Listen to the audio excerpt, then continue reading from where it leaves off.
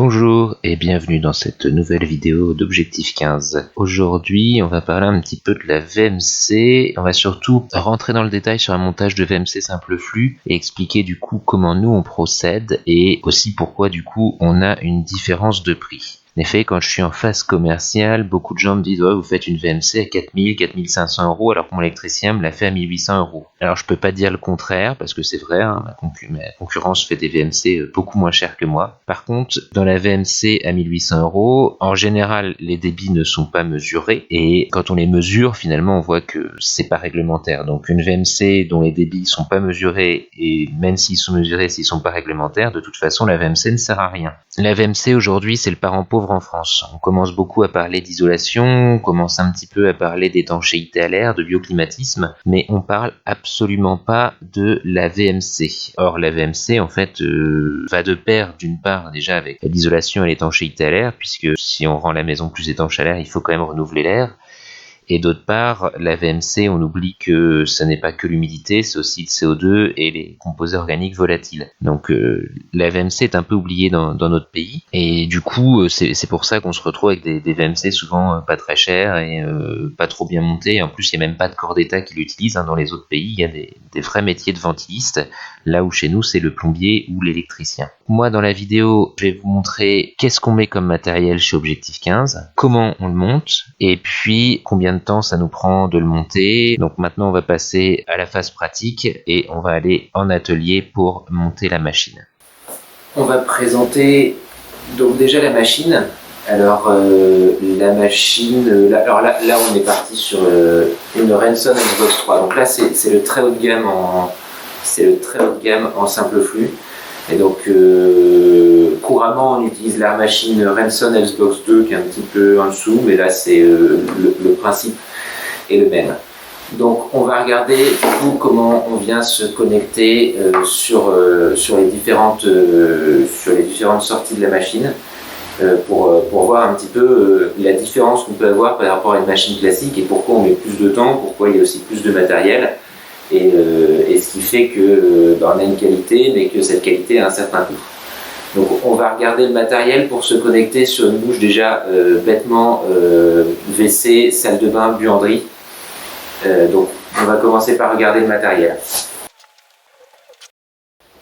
Alors pour un piquage VMC, WC, salle de bain, buanderie, on a donc la machine, on a le module de régulation pour la bouche en question. Là j'ai une bouche WC donc qui a son petit régulateur électronique, son volet à l'intérieur et puis ses capteurs de vitesse et de COV pour les WC, mais ça peut être CO2 pour les chambres et puis pour les salles de bain ça va être humidité.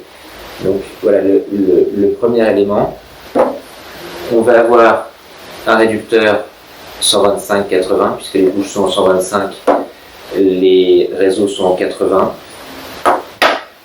On va avoir besoin d'un joint pour le réducteur, un joint pour la gaine, un connecteur aluminium qui permet d'aller de la machine à la gaine, évidemment la gaine, un joint pour la gaine et un câble USB, c'est un câble RJ45 pour communiquer entre le boîtier et la machine. Alors la première étape, ça va être de connecter le clapet sur la machine, donc le clapet avec le volet. Donc on a les sorties, là ça se fixe, ça se verrouille. Il faut ensuite ouvrir la machine pour pouvoir connecter le clapet sur la machine.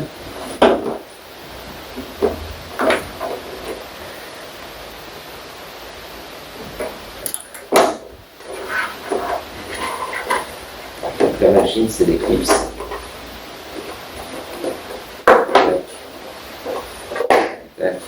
Et de la main. Voilà. Donc la machine côté intérieur, elle a sa petite carte électronique donc, qui reconnaît les différentes bouches qu'il peut y avoir et donc elle va pouvoir réguler son débit côté intérieur. Donc là, moi, je dois connecter mon RJ45, clac, avec la bouche qui va bien. Donc là, elle est ici. Donc, clac. Je reboucherai la machine éventuellement. Au passage, la machine, en fait, elle se met en service avec le téléphone portable avec un petit dongle qui se met dessus. Alors ensuite, il faut qu'on passe du 125 au 80. Donc ça, c'est le réducteur qui va bien. Alors c'est une des solutions.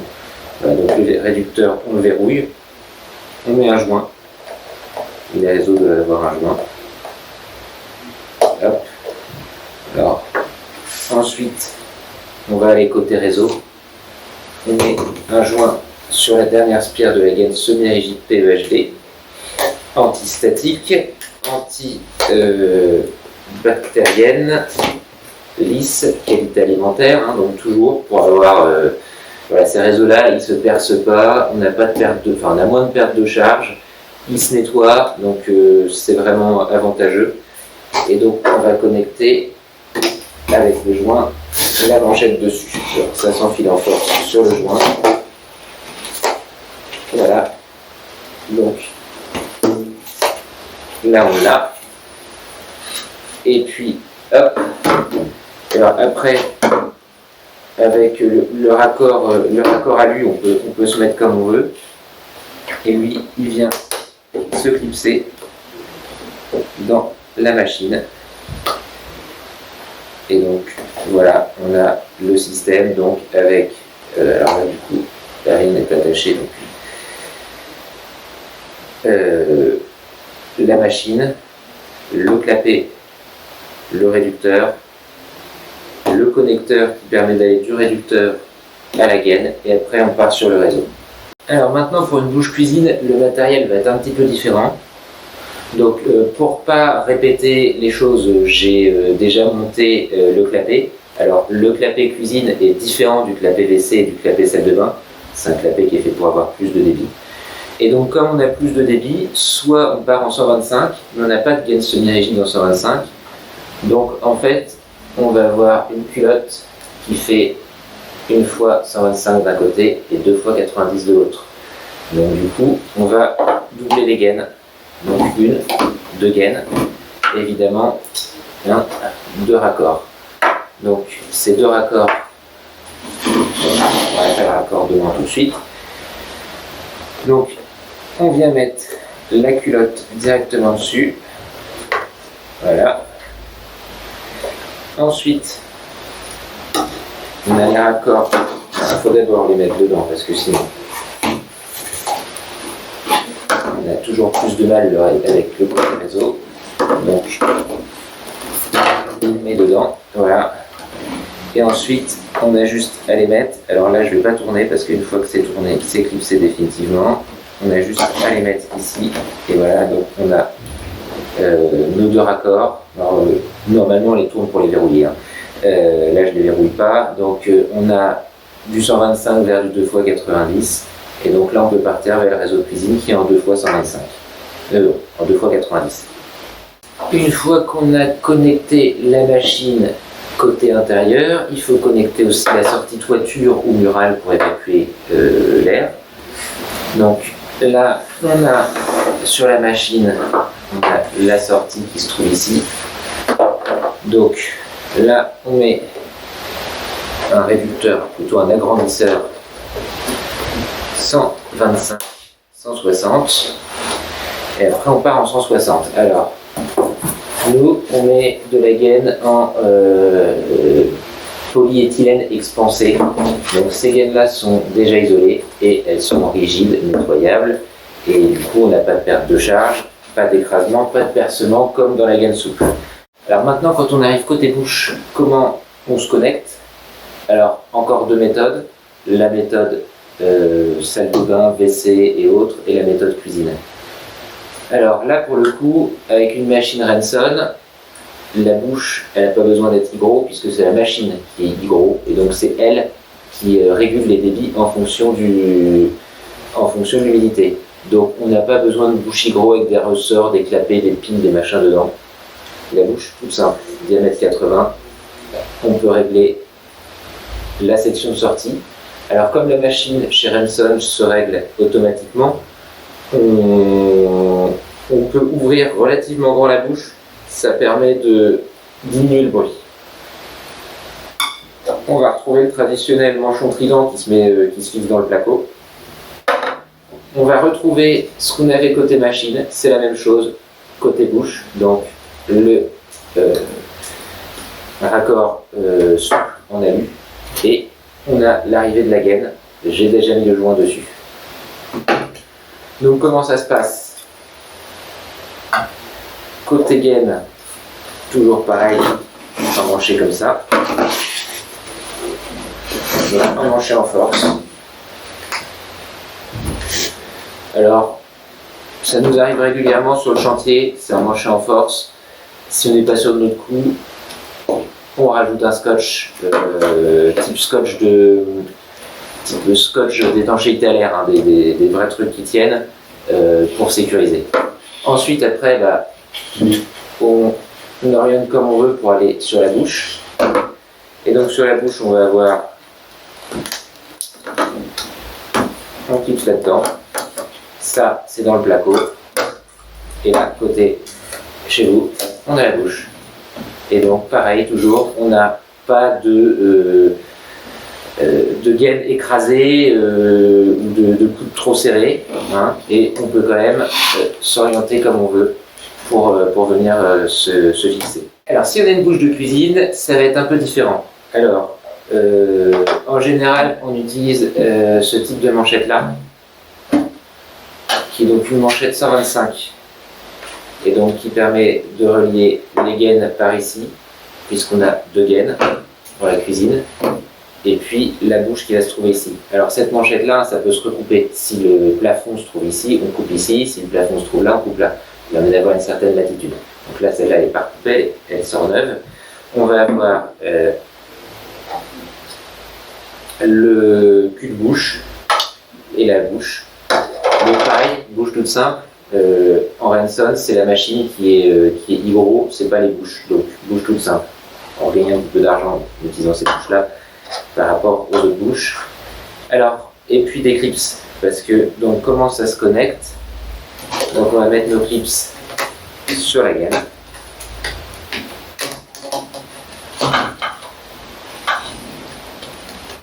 Donc le joint première spire, le clip deuxième spire. Pareil sur la gaine suivante, hop, puisqu'on a théoriquement deux gaines qui arrivent depuis la machine en cuisine. On n'a pas théoriquement, on a forcément deux gaines qui arrivent depuis la machine. Alors ça peut se mettre aussi avec une seule gaine. Quand on a un petit peu de place, on n'hésite pas à mettre ça en WC ou salle de bain. On branche une seule gaine et on a un bouchon sur le trou. Alors ensuite, ça se clipse. Alors, il y a des petits trous pour clipser. Je vous les clipse pas, parce que après sinon je vais mettre un quart d'heure à l'enlever avec une vis. Et puis, on met l'autre. Voilà. Là, on est connecté côté réseau. Donc après, ça se clipse, ça se laisse, ça se bouge plus. On n'a même pas besoin de sécuriser par un scotch. Côté bouche. Hop. Ça vient se fixer dans le placo et s'emmancher là-dedans. Et on met la bouche, pareil, on la règle relativement ouverte pour diminuer le bruit. Et elle vient se mettre comme ça, et c'est ça que vous voyez dans votre cuisine. Alors, si ça fait un petit peu de bruit, on peut ajouter un silencieux de bouche. Donc ça, c'est un morceau en mousse. On peut ouvrir plus ou moins de trous. Alors, plus on ouvre de trous, plus ça fait de bruit aussi, mais moins on a de perte de charge. Donc voilà, en fait, on peut ouvrir plus ou moins de trous. Donc là, par exemple, on en a ouvert 4. C'est souvent ce qu'on a besoin pour une cuisine. Et puis, on vient le mettre dans la manchette. Et on vient mettre la bouche. Et donc là, on est connecté pour une cuisine. On a parlé de bruit. Si, malgré tout, la machine fait du bruit, c'est une chose qui est quasiment jamais mise en simple flux, mais qui est toujours mise en double flux. Chez Objectif 15, si besoin, on met un silencieux en sortie de machine qui se connecte sur le réseau. Donc en fait, ça se met entre la sortie de machine en 125 et puis soit le réducteur, soit la culotte de l'autre côté. Donc on peut mettre des silencieux sur le réseau, et d'ailleurs, systématiquement, on le met en cuisine. On le vend de base avec la cuisine parce que c'est là qu'il y a un plus gros débit, donc il y a un plus gros risque de bruit. Et voilà, le bruit, on l'écoute quand on est dans le service, et si besoin, on rajoute les silencieux qu'il faut. On peut les mettre dans les bouches comme on l'a vu, on peut les mettre sur le réseau. Il existe aussi des petits silencieux de réseau dans les diamètres 80 qui peuvent permettre aussi, des petits silencieux en mousse, qui peuvent permettre aussi d'atténuer le bruit. Donc ça aussi, c'est quelque chose sur lequel on veut avoir la maîtrise. Il faut qu'on parle argent. Donc nous, chez Objectif 15, évidemment, on garantit le fait de pouvoir avoir un réseau qui n'est pas écrasé, qui est nettoyable et qui n'est pas percé, qui ne s'encrasse pas, qui s'encrasse moins vite. Et donc grâce à tous ces éléments-là, on y arrive. Ces éléments-là sont nécessaires pour arriver à ça. Sinon, c'est là qu'on a les gaines souples s'écrasent, se percent, donc ça se remplace par gaines semi-rigides. Mais il y a aussi les connexions qui doivent être étanches pour pas qu'il y ait de fuite, et puis qui doivent être solides et qui ne doivent pas non plus s'écraser. Donc tous ces éléments-là, ça a un coût. Alors, là, de la gaine semi-rigide de 90, la couronne de 50 mètres, c'est 300 €. Le joint, c'est plus d'1 €. Le clips, c'est autour d'1 €. Donc, vous voyez, ça finit par faire déjà un petit peu, mais voilà, c'est nécessaire pour arriver à un réseau qui est bien clipsé, étanche. Le raccord souple comme ça, c'est quasiment 20 €. Ça, c'est une quinzaine d'euros. La culotte comme ça, c'est une quinzaine d'euros. Ces gaines-là, il y en a pour une quarantaine d'euros du mètre linéaire. Plus ça, c'est 2 €, je crois, ou 3, je sais plus. Mais bon, voilà. Voilà, ça, plus ça, plus ça, plus ça, ça finit par faire. Là, je vais laisser de côté. Manchette comme ça c'est 40 €. Donc voilà, ça c'est à 40 €. Donc voilà, tous ces éléments-là sont en plus par rapport à une VMC classique, mais garantissent une étanchéité et les débits. Là, l'entretien possible du réseau, donc pour avoir cette garantie-là, il faut tout ça. Et puis évidemment, il y a un coup de main d'œuvre en plus, parce que vous avez vu, il y a quand même un certain nombre de manipulations à faire, que là je fais sur une table avec des petits bouts, mais qu'on doit faire dans un grenier allongé avec des bouts qui font 20 mètres de long. Et puis j'ai connecté une sortie, souvent on en a 5, 6, voire des fois 7 sorties sur la machine. Donc ouais, là ça finit par faire quand même beaucoup de choses cumulées. Donc maintenant vous avez vu un petit peu comment ça se passe. Alors je rappelle, sur tous nos autres corps d'état, c'est un petit peu la même chose. Donc sur la VMC c'est criant, et puis on peut le faire facilement en atelier, même dans une salle comme je l'ai fait là. Mais sur tous les autres corps d'état c'est la même chose. Par contre effectivement on fait la vraie transition et on peut, c'est mesurable. Et vous voyez derrière c'est le moulin. Le moulin de pierre, c'est le dernier moulin de pierre de l'heure en activité en ce moment, qui peut être mis en service et qui peut faire de la farine. C'est un moulin, alors en pierre il n'a pas cet âge-là, mais le premier moulin a plus de 1000 ans et il appartenait à Baie de Jumièges, on fait un peu de tourisme en même temps. Donc qu'est-ce que je disais? Oui, je disais que là je le montre pour la VMC, je pourrais le montrer aussi pour aussi beaucoup d'autres, pour tous les autres corps d'état. Nous on veut faire du travail soigné, et ce qu'on veut c'est qu'il y ait un résultat. Parce que typiquement, on pense tous aux combles à 1 €, qui sont vraiment pas chers, les combles et les murs et tout ça. Mais il faut voir comment c'est fait. Alors il y a eu un reportage sur France 2 cette semaine. Donc bon, si vous regardez la vidéo dans 2 ans, vous vous en rappellerez peut-être plus, mais il y a un reportage sur France 2 cette semaine sur les combles à 1 €. C'est vous avez payé 1 €, mais vous avez rien gagné en économie d'énergie, c'est rien du tout. Et deux, il y a des risques de pathologie sur la maison. Donc nous, qu'est-ce qu'on fait? On regarde et on fait attention à ce qu'on fait. Et surtout, c'est mesurable après. Là, en VMC, on peut vous mesurer les débits, on peut venir vous renettoyer le réseau plus tard. Voilà, et vous pouvez dans 1 an, 2 ans, vérifier le débit. Voilà, ça c'est du concret, c'est du palpable. Donc, effectivement, on met un peu d'argent au démarrage, mais on a un système qui marche. On a un système qui marche et qui est performant.